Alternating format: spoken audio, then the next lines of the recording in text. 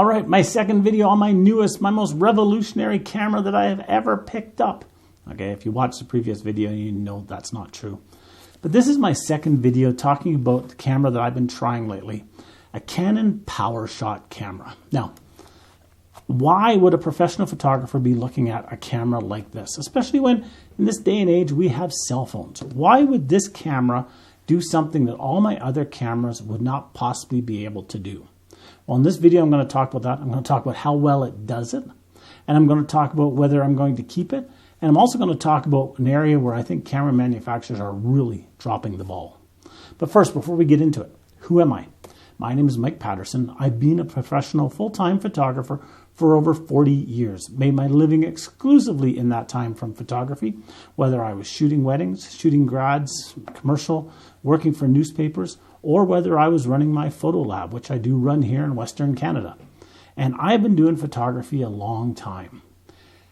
And recently, dealing with some health issues, dealing with old age, I decided that I would look for something that I could carry with me more often than I do with my bigger gear. Now, I have nothing against my bigger gear. I have lots of pro gear. I have lots of lenses. I have all this stuff that I can carry.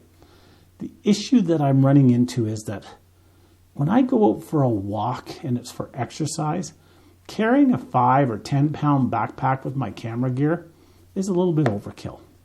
The other thing is that I don't always have camera gear with me. If I'm going out for a drive, if I'm going out to visit my grandkids and I'm not planning on taking pictures, if I'm running to the store to pick something up, I don't always grab a camera and take it with me. I just don't. I was looking for something small enough like this that I could throw in my pocket, not even worry about, not even think that it's there, and still go out and take pictures. And a little while ago, I got my hands on this Canon PowerShot. It's from 2009. I got a nice little case for it where it fits inside this case just perfectly.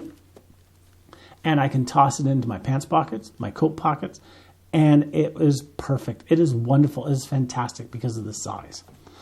So what do I think about it? Well, the previous video that I put out is a few weeks old. These are probably going to go quite close together because I've been so busy in the lab, I haven't had a chance to get my videos done and uploaded. But I've been using this for a few weeks, and I found the good, the bad, and the ugly about it. So let's get into it. The good, I've already mentioned it so many times, the size of it. It is so nice having something small. It doesn't even weigh anything. It weighs a little bit more than a set of keys type of thing. It is nice. It is easy to carry. It is wonderful.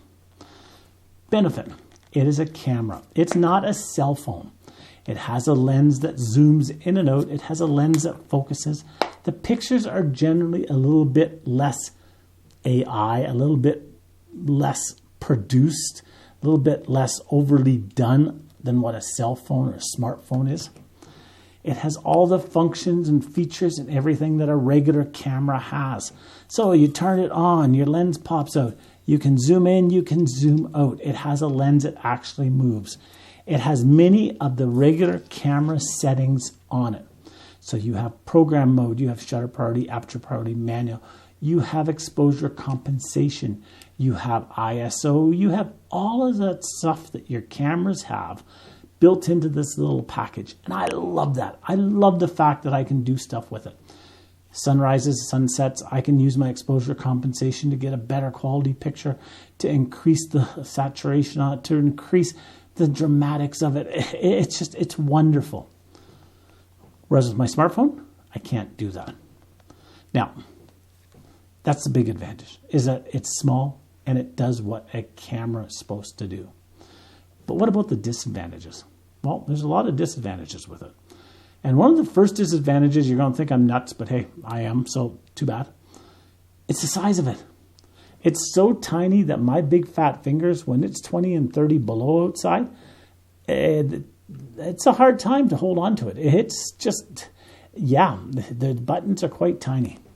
The little optical viewfinder is useless. It really is. Because of the size, there are some limitations to it.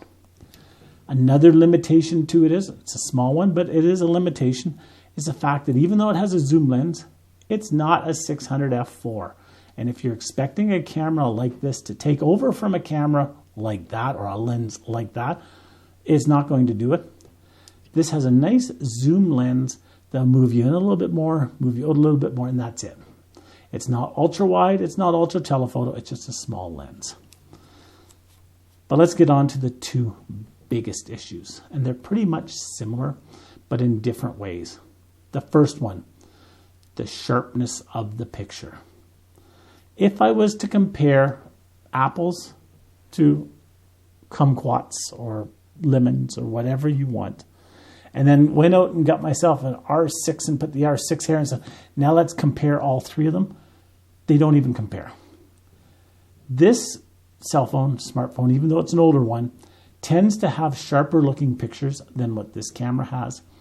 If you want to use a common term that's out there, this one has more the look of a film photography, whereas it's sharp, but it's not really sharp. This has the picture of an overly enhanced image. And then if you were to take the Mark V, R6, whatever you wanted to put in there, if you were to take that camera and compare it to this stuff, they're not even close. So there is huge differences. I find this little guy quite soft in taking pictures. And I have tried running it through Photoshop. I have tried running through Unsharp Mask, Smart Sharpen, everything else that I could. And that's the biggest drawback. It's just not sharp. For throwing it up online, great, wonderful, fantastic. For making a 5x7, yep, okay. Anything past that, I think you're pushing what this camera can do. And for me, that's a huge issue that I have to overcome. The second issue with it, and it is from 2009, like I've said before, it is an older camera. I find the grain, the pixelization, everything to do with the color on it is just not up to modern standards. And even the smartphone that I have today is slightly better.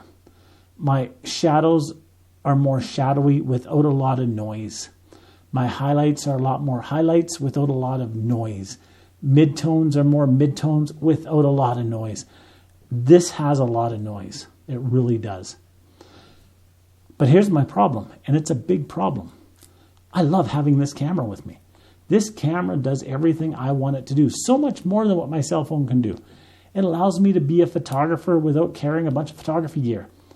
This morning, I had an appointment that I had to go to see a doctor. Went out for a walk just before the doctor's appointment. I didn't take this with me just because I was in a rush. And I really missed having it. Totally missed having it. I reached in my pocket because I saw something really cool. I didn't have it, and it was depressing. I didn't want to use my cell phone because I know the quality I'm going to get from it. So I really do think that a small camera is definitely on the radar for me. I think it's something I'm actually going to look at quite seriously, probably within the next couple of weeks. And yeah, it's something that I really like.